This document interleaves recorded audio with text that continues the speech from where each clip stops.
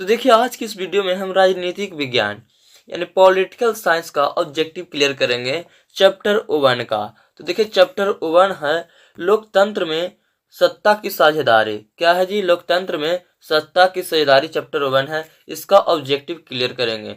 तो सबसे पहला ऑब्जेक्टिव इसमें है क्या है जी कि सामाजिक विभाजन। क्या है? सामाजिक विभाजनों को संभालने के संदर्भ में इनमें से कौन सा कथन लोकतांत्रिक व्यवस्था पर लागू नहीं होता है। सामाजिक विभाजनों को संभालने के संदर्भ में इनमें से कौन सा कथन है जो लोकतांत्रिक व्यवस्था पर लागू नहीं होता है, ये चूज करना है। तो हमारा पहला ऑप्शन है लोकतंत्र में राजनीतिक प्रतिद्वंद्विता के कारण सामाजिक विभाजनों की छाया राजनीतिक पर भी पड़ती है। बी नंबर है लोकतंत्र में विभिन्न समुदायों के लिए शांतिपूर्ण ढंग से अपनी शिकायतों को जाहिर करना संभव है। सी नंबर है ऑप्शन कि लोकतंत्र सामाजिक विभाजनों को हल करने का सबसे अच्छा तरीका है। डी ऑप्शन है कि लोकतंत्र सामाजिक विभाजनों के आधार पर समाज को विखंडन की ओर ले जाता है। तो इसका राइट ऑप्शन हो जाएगा डी हो जाएगा जी। लोकतंत्र सामाजिक विभाजनों के आधार पर समाज को विखंडन की ओर ले जाता है। तो देखिए दूसरा नंबर प्रश्न है कि निम्नलिखित कथनों पर विचार कर रहे हैं। क्या करना है जी? विचार करना है हम लोग को। ये जो कथन दिया हुआ है, लिखा हुआ है, इस पर विचार करना है, समझे ना। तो ऑप्शन ए क्या है जी? जहां सामाजिक अंतर एक दूसरे से टकराते हैं वहां सामाजिक विभाजन होता है। क्या जी? सामाजिक अंतर एक दूसरे से टकराते हैं वहां सामाजिक विभाजन होता है। हम लोग पर इस पर ये ऑप्शन पर विचार करना है। दूसरा नंबर है यह संभव है कि एक व्यक्ति की कई पहचान है। यह संभव है कि एक व्यक्ति की कई पहचान है, यह भी विचार करना है। तीसरा है सिर्फ भारत जैसे बड़े देशों में सामाजिक विभाजन होता है। इन कथनों में से कौन कौन से कथन सही है, यह हम लोग को चूज करना है। तो इसका राइट ऑप्शन हो जाएगा बी। पहला और दूसरा जो हमारा है जो क्या है जी? सही है, राइट है।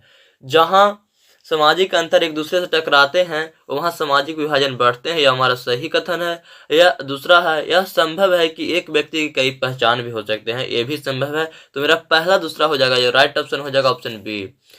तीसरा नंबर प्रश्न है क्या है कि निम्नलिखित व्यक्तियों में कौन लोकतंत्र में रंग भेद के विरोध नहीं थे। कौन थे जो रंग भेद के विरोधी नहीं थे? इसका राइट ऑप्शन हो जाएगा डी, जेड गुड्डी। डी हो जाएगा।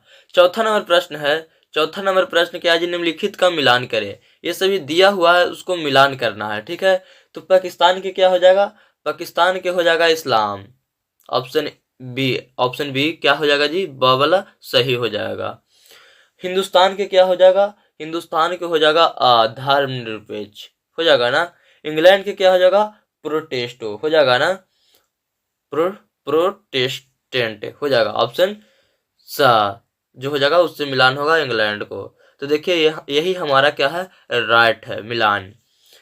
पांचवा नंबर है क्या है जी कि जब हम लैंगिक विभाजन की बातें करते हैं तो हमारा अभिप्राय होता है। जब हम लैंगिक विभाजन की जब बातें करते हैं तो हमारा अभिप्राय क्या होता है?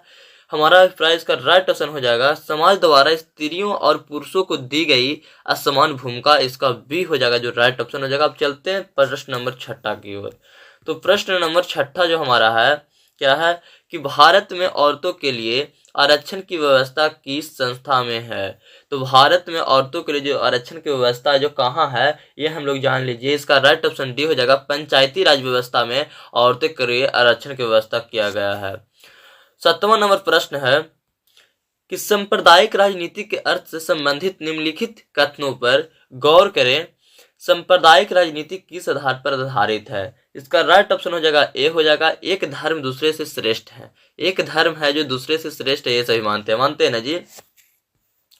8वां नंबर प्रश्न है कि भारतीय संविधान के बारे में कौन सा कथन गलत है। भारतीय संविधान के बारे में कौन सा कथन गलत है, ये इस सभी में से चूज करके बताना है। तो ऑप्शन ए क्या है जी कि यह धर्म के आधार पर भेदभाव की मनाही करता है। बी है यह एक धर्म को राजकीय धर्म बनाता है। सी है सभी लोगों को कोई भी धर्म मानने की आजादी है। डी है किसी धार्मिक समुदाय में सभी नागरिकों को बराबरी का अधिकार है। तो इसका राइट ऑप्शन जो हो जाएगा बी हो जाएगा। यह एक धर्म को राजकीय धर्म बनाता है। ऑप्शन बी राइट हो जाएगा, समझे ना। 9वां नंबर क्वेश्चन है कि धर्मनिरपेक्षता का अर्थ क्या होता है। धर्मनिरपेक्षता का अर्थ क्या होता है, इसका और राइट ऑप्शन सी हो जाएगा, सब धर्म सब समभाव, ऑप्शन सी राइट हो जाएगा। 10वां नंबर प्रश्न है, क्या है कि भारतीय संविधान के बारे में इनमें से कौन सा कथन सही है। भारतीय संविधान के बारे में कौन सा कथन सही है, हम लोग पढ़ते हैं। ऑप्शन ए है, यह धर्म के आधार पर भेदभाव को मनाही करता है। बी है, यह एक धर्म को राजकीय धर्म बनाता है। सी है, लोगों को कोई भी धर्म मानने की आजादी नहीं है। डी है, महिलाओं को मतदान के अधिकार का अभाव। तो इसका राइट ऑप्शन जो हो जाएगा ऑप्शन ए, यह धर्म के आधार पर भेदभाव को मनाही करता है, ऑप्शन ए राइट हो जाएगा।